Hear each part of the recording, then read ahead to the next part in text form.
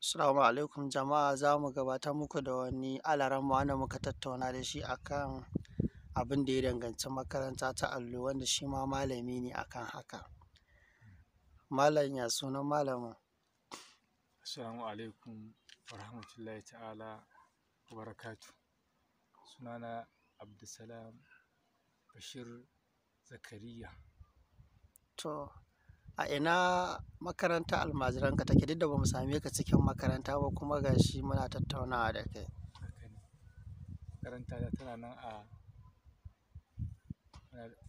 local government na wannan Giza local government. To, yanzu ga wasu abubuwa suna ta kama za a iya cewa yawo a cikin al'umma, yanayin turo almajirai da ake, da yanayin kuma ku kanku da kuke karɓar almajiran, da kuma almajiran kansu, da kuma yanda hakkin gwamnati akan almajiran da yake gudanuwa. To, farko dai yanzu mu ɗauka wajen kawo muku almajiran nan da yanda kuke karɓar su. Kuna karɓar su ne, ana kawo muku almajirai ne da irin abincinsu da duk wasu abubuwa nasu, ko kuɗin sabulu ko wani abu wanda ya danganci haka ne, ko kuma ba haka ba? Sannan kuma ana turo su da yanayin nau'in kuɗi wanda za su yi abubuwa nasu na karan kansu, ko ku kuke musu? Haka ne.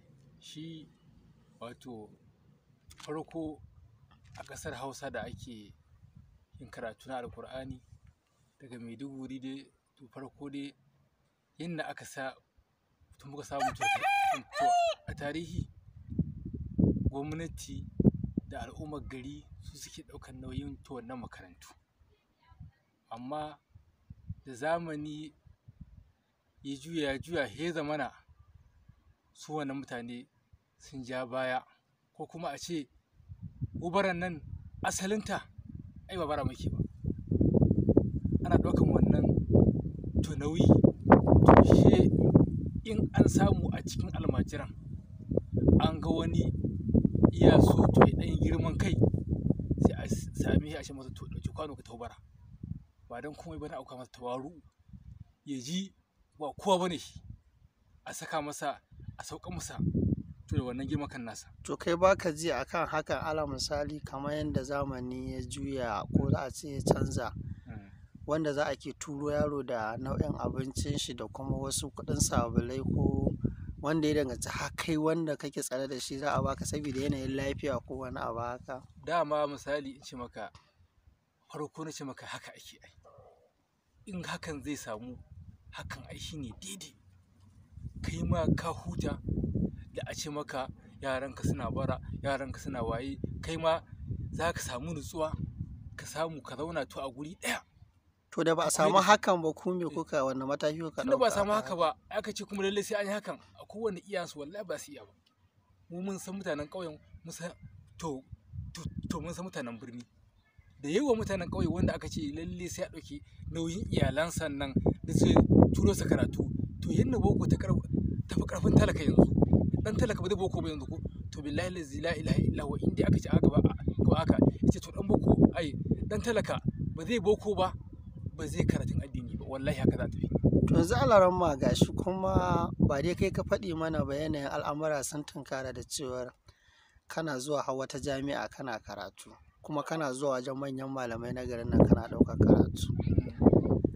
Kai akwai mai ɗaukar nauyinka akan haka, ko kai kake ɗaukar kanka nauyi? Ba wani ne ke ɗaukar nauyina, ni nake ɗaukar nauyin kaina, kuma ba wani ke bani ko naira a dangane da wannan abin da nake na karatu. Kai kake ganin ya dace saboda almajiran da ka aje kake samo ilimi, duk da kana da shi, ya zamana a ce komai kana da shi, kana karantar musu da abin da ya kamata? Yawwa, ni na karantar da su. To kuma ya batun sa al'amura na zamani a kan fanni na karatun yaran?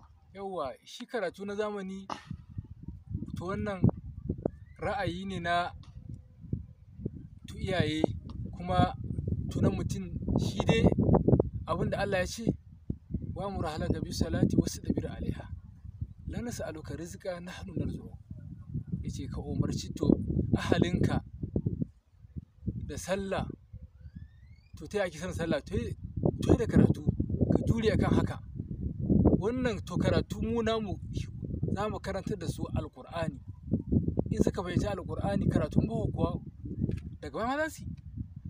Yawwa, kuma a ce lalle mutum wai sai boko ba lalle ba ne. To kan haka ba katse kazan ba, kamar gwamnati ta shigo al'amuran ku da kamar yanayin wani taimako da za a tsare ku inda kuke ba tare da yaran ku sun tafi bara ba. Alhamdulillah, amma mu a gurinmu taimako ne ba taimako ba, tunda al'amura shi akwai abin da siyasar duniya take nunawa, saboda akwai izina akan kaza, akwai izina akan kaza, akwai izina akan kaza, da za ka gani to abu ya faru kaza, kai ma kada zai faru akan ka, sai zama ka to kamar aya. Saboda duk lokacin da aka zo aka ce an haɗa boko da karatu na allo, ƙarshe dai shi ɗan bokon shi zai zama shugabanka. Kuma idan ya zama shugaban to guri, dole kuma zai zama a hankali za a fifita wannan karatun boko, tunda shi ne in ka yi shi za ka yi aikin gwamnati, za ka yi aikin da komai. Ƙarshe dai wannan haddace Ƙur'ani da ake yi sai ya zama ya soma kaucewa.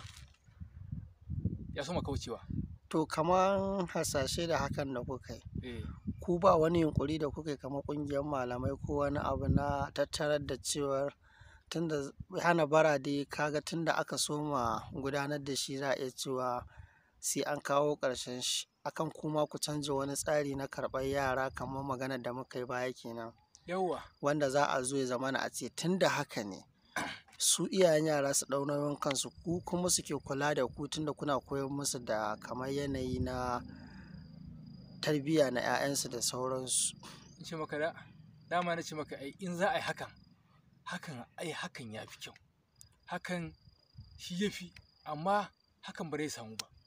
Tunda in aka ce to lalle sai ai haka, to na sani ni a cikin yarana akwai yaran da lalle wallahi har abada ba su karatu ba, tunda iyayensu ba su ɗaukan nauyin wani abu wallahi. To yanzu ba ka duba da cewar duk yanda in mutum ya so ga ya taimaka ko kuma ya ɗan ba yaron shi wani abu, kai kake da yara 5 zuwa 2 zuwa 10 wanda ya kamata a ce ba yawa. Ita makarantar allo ba tsawwala ake ba kamar makarantar boko ba, a ce duk term ko duk wani abu. A irin taimako na haka ya kamata a ce duk babu mutum ya ɗan yi ƙoƙari yanayin da Allah ya hassale mishi, ya yi muku ƙoƙari na gabatar muku da wasu abubuwa da za ku riƙe mishi yaran shi. Dama akwai masu yi a ciki, akwai wanda kuma kasan ba za su iya ba, amma dole ne tunda ka taso a cikin talakawan ne, a cikinsu in ka ce lalle hakan wai ka tabbatar hakan, na ce maka to wasu ba za su yi karatu ba. Amma ni ban hana wai a karatun boko a tsangaya ba ko wannan, amma abin da ya fi dacewa da karatu na allo a tsangaya, a saka musu wani fanni na koyon larabci. To duk wanda ya yi karatun nan na alƙur'ani zai fita da wani karatu, zai san ƙur'ani, baƙinsa da wasalinsa da tafsirinsa da wasu hadisai ya haddace. Ba Ƙur'ani bai dace da cewa sai an haɗa shi da boko ba.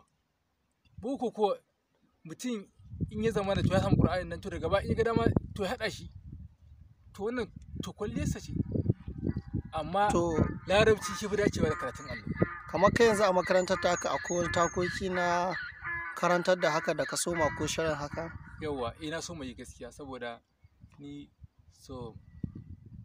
kullum ina yin, to akwai littafi da muka saka to muke yi, mun soma tun da kan to ƙawa'idi, akaradi, muna yi kuma to gaba akwai tsari, saboda komai ci gaba ake yi.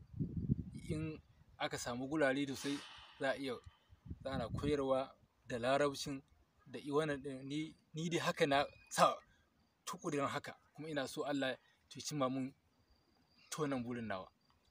Yawa, in Allah ya yarda. Allah ya taimaka mana. Amin malam. Sai haɗuwa ta biyu wanda za mu zo har makarantar taka mu idasa tattaunawa da kai Alaramma Malam Abdulsalam. Mun gode, Allah saka da alkhairi.